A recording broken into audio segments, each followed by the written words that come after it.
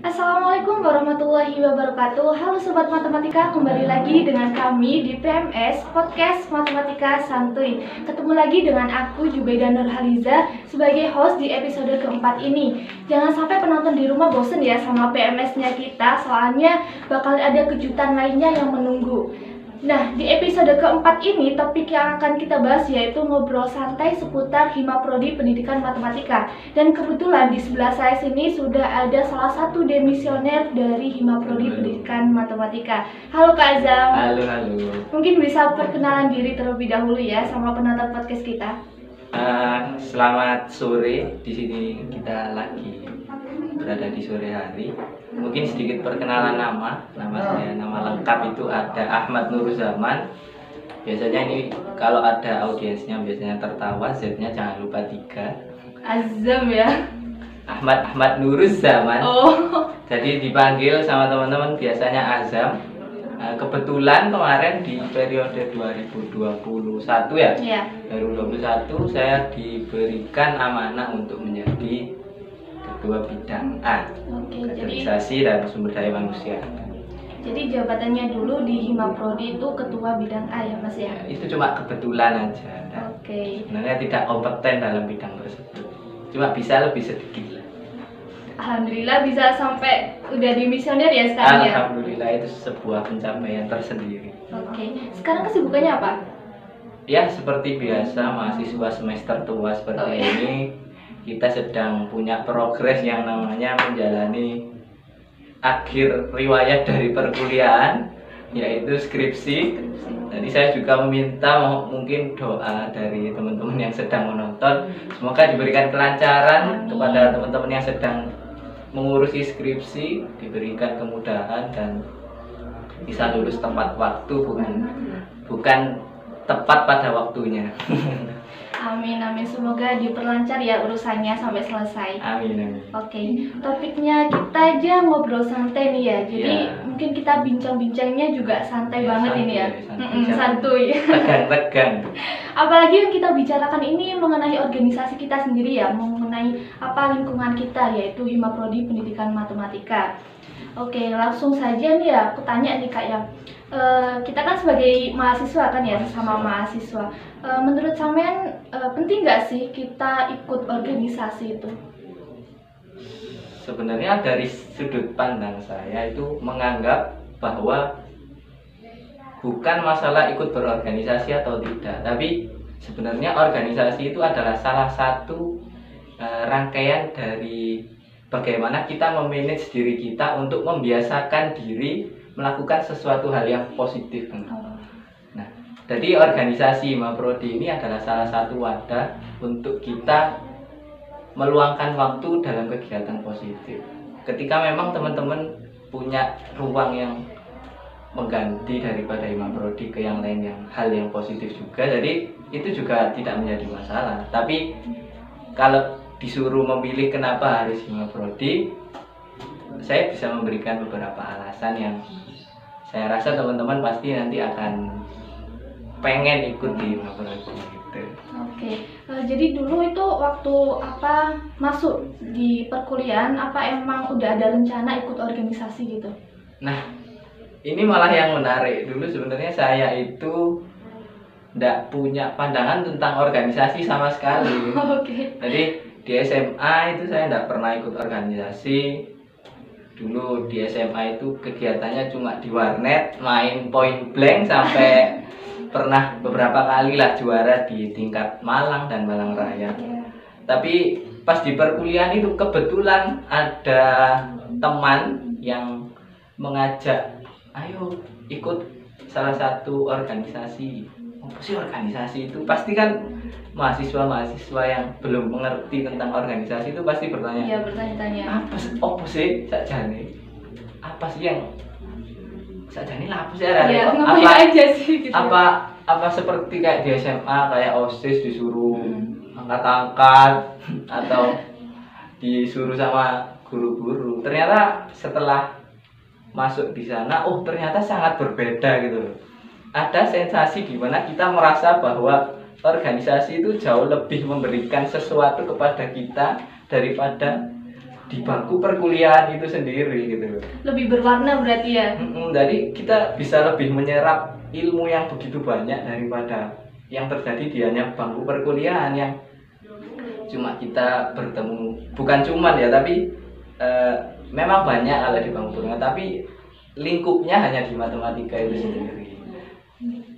Tapi kalau di organisasi kan kita, itu sangat luas sekali. Kita bisa membahas tentang bagaimana membuat sebuah program kerja, bagaimana kita bisa menciptakan kultur yang bagus di organisasi dan lain sebagainya. Berarti itu lebih ke itu ya, ke benefitnya kita yang kita dapatkan dari organisasi. Tapi kalau Samuel sendiri selama di kepengurusan kemarin, ada nggak yang menurut Samuel benefitnya itu dampaknya besar gitu ke Samuel? Ada pasti. Pasti ya.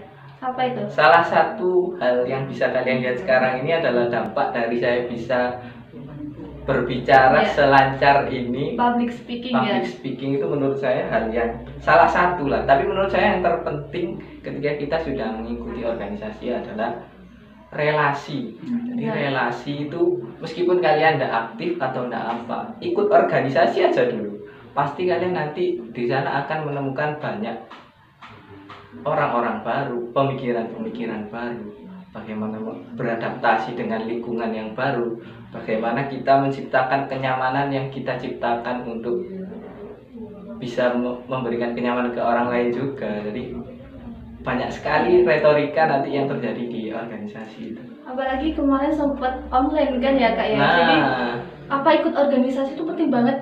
Menurut aku juga kan sebagai anggota Himaprodi kan tahun kemarin, menurut aku juga benefitnya luar biasa banget. Apalagi mengenai relasi, soalnya kan kalau nggak ikut organisasi, mau kenal sama siapa gitu ya kan, masih online kan. Pokoknya penting banget nih ya menurut Kak Azam. Kalau dulu kan Jubed kan masih belum pernah merasakan kegiatan organisasi offline ya. Iya benar. Jadi sebentar lagi kan teman-teman ini merasakan kegiatan organisasi offline. Jadi dampak naik turunnya kegiatan offline ke online ini sebenarnya juga sangat berdampak kepada seperti Jubaida ini karena prosesnya itu sangat sebenarnya kompleksitasnya antara online dan offline itu sangat berbeda. Jadi menurut saya zaman yang dilakukan oleh Jubaida ini nanti pastinya akan jauh lebih banyak didapat karena sudah mendapatkan dua zaman antara online dan offline. Iya.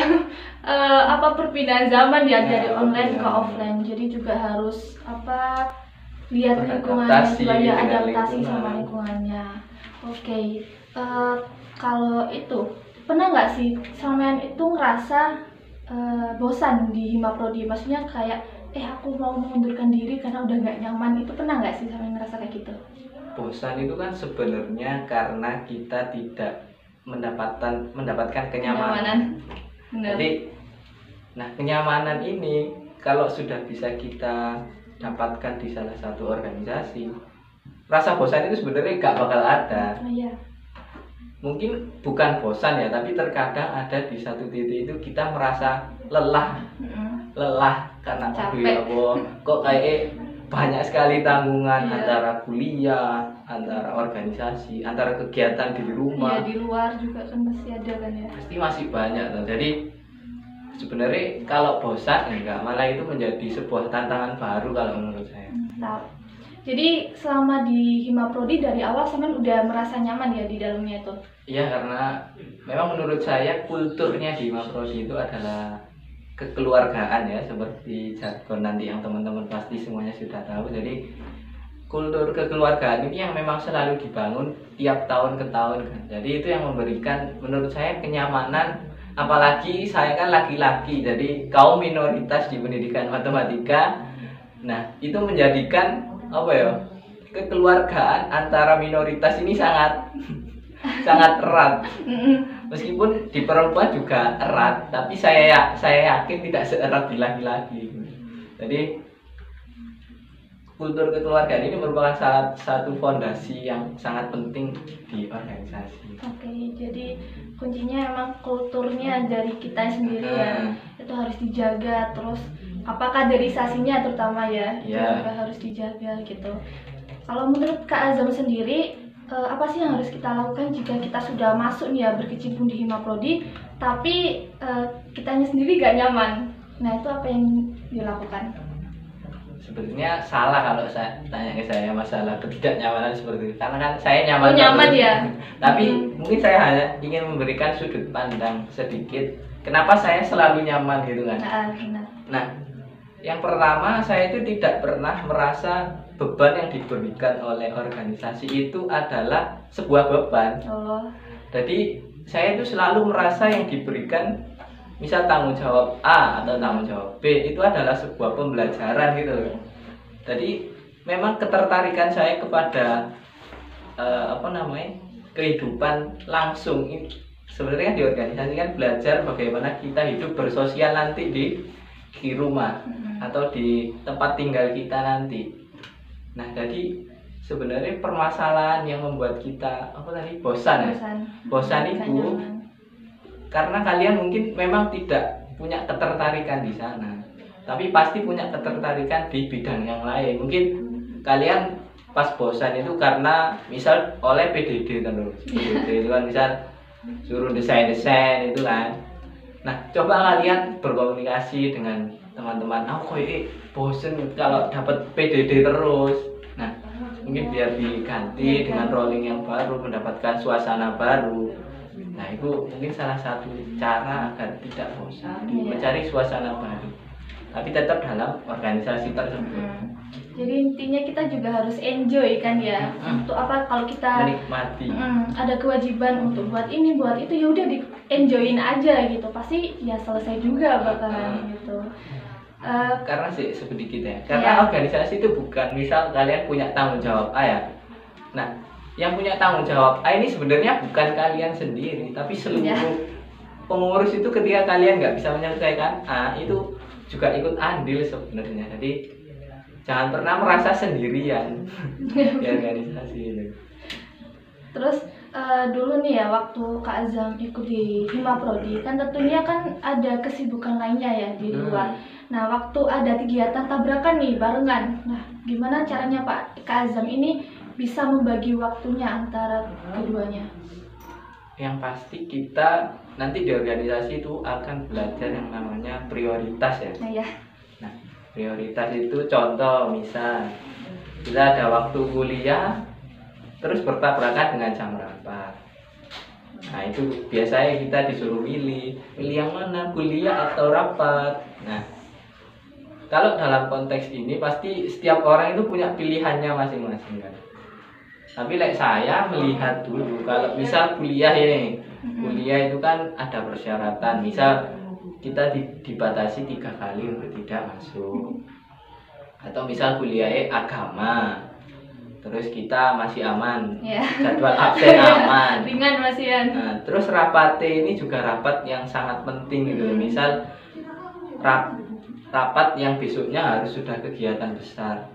Nah, otomatis saya pasti akan memilih rapat. Tapi ini saya, kalau misalnya kalian tetap pengen kuliah ya itu hak prioritas kalian sendiri yang memilih. Jadi jangan sampai ada sebuah organisasi, menurut saya ini ya, menurut saya jangan sampai ada sebuah organisasi yang memaksakan seseorang untuk selalu memprioritaskan dia. Itu malah menurutku yang malah nggak seimbang. Nggak seimbang akhirnya akan ada yang dikorbankan dan akhirnya malah bisa-bisa menghilangkan semuanya gitu. Intinya ya harus tahu ya prioritasnya gitu, apa yang harus diduluin. Nah kan juga kita masuk organisasi ini juga melatih gimana kita mengontrol waktu. Nah itu yang penting. Oke, baik, mungkin sekian dulu ya podcast sesi pertama kita. Mungkin kita akan break dulu dan dilanjut ke pertanyaan selanjutnya di sesi kedua. Oke, bye-bye. Halo, kembali lagi bersama kita ya di sesi kedua tanya jawab. Oke, untuk pertanyaan selanjutnya nih ya Kak Azam ya. Saya ini pernah dengar ya kata-kata kayak gini, kita belajar bersama dan berproses bersama. Nah, menurut sampean kalimat itu cocok nggak sih diterapin di organisasi kita? Kalau udah berkecimpung di organisasi ini? Ya, apa tadi kalimatnya? Kita belajar bersama dan berproses bersama. Kita belajar bersama dan berproses bersama. Sebenarnya itu adalah kalimat fakta yang terjadi di lapangan ya. Iya.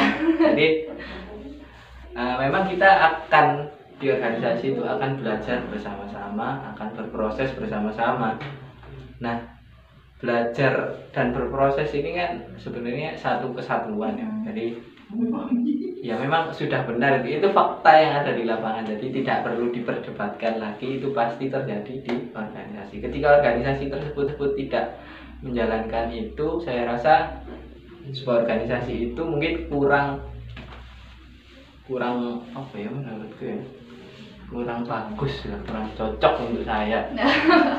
Oke. Kalau menurut Kak Azam sendiri waktu kemarin kepengurusan lihat anggota-anggota Himaprodi sendiri ini gimana mengenai prosesnya, apakah naik turun atau gimana semangatnya mereka dalam organisasi itu gimana menurut sampean? Kalau ditanya proses, pasti dari setiap individu itu punya kenaikan lah kalau menurut saya, terutama di anak-anak saya di bidang A ya, karena saya kan menaungi di sana. Tapi kalau di keseluruhan saya lihat sih memang dari yang awalnya nggak tahu, mungkin teman-teman juga ada yang nggak tahu BPHK itu apa, BPHU itu apa, bidang itu apa, sampai sekarang mungkin sudah menjadi obrolan hampir setiap hari di campnya matematika ini. Jadi itu sudah sebuah progres ya menurut saya. Jadi kalau ditanya proses, saya sebenarnya sangat bangga saja ketika melihat teman-teman yang dulunya dari awalnya tidak tahu itu tadi sampai akhirnya tiap hari ngobrol Himaprodi, terus itu sebuah kebanggaan tersendiri. Iya, kitanya kan juga jadi tahu ya skillnya mereka itu gimana. Itu pasti kalau di Himaprodi langsung keluar semua nih ya, soft skillnya yang mereka punyai itu pasti yang tidak dipelajari di bangku kuliah langsung keluar semua. Salah satu contoh yang keluar adalah podcast ini. Nah, podcast ini adalah yang menciptakan ini kan Mbak Jubaida ini. Nah, itu salah satu hal yang dibanggakan oleh teman-teman matematika, meskipun pelopornya ada di sebelah saya. Iya, sebenarnya juga saya juga nggak expect gitu ya kalau bisa berbicara di depan kamera seperti ini dan diupload juga ya di YouTube Himaprodi Pendidikan Matematika. Jadi itu juga sebagai kebanggaan juga ya. Lalu gimana nih kesan Kak Azam selama berproses di Himaprodi kemarin? Kalau ditanya kesan itu sebenarnya sangat terlalu banyak kesan yang sudah diberikan oleh Himaprodi ini kepada saya. Ada suka duka, gembira, sedih, tertatih-tatih. Waduh, udah campur semuanya. Campur semua menjadi satu. Bagaimana sebuah hal yang sebenarnya terlihat kalau dihitung-hitung dengan kasat mata itu kok gak mungkin, tapi ternyata bisa terjadi dengan semua keajaiban yang terjadi. Dengan melawan oligarki, kedua. Biasanya emang kita kan ngerasa kayaknya nggak bisa gitu ya.